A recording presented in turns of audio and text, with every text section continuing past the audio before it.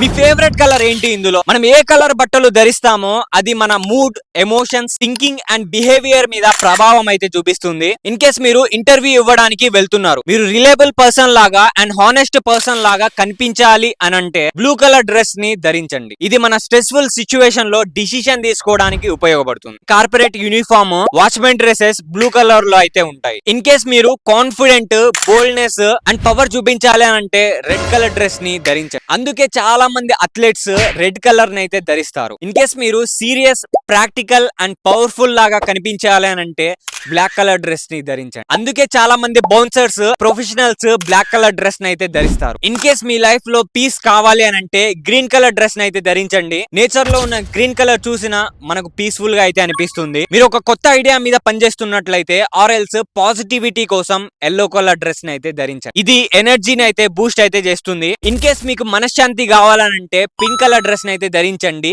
ఇది సాఫ్ట్నెస్ ని రిఫ్లెక్ట్ అయితే చేస్తుంది. సో ఫైనల్ గా మీ ఫేవరెట్ కలర్ హార్ట్ ని కామెంట్ సెక్షన్ లో అయితే కామెంట్ అయితే చేయండి. షేర్ చేయడం మర్చిపోవద్దు. Follow for more.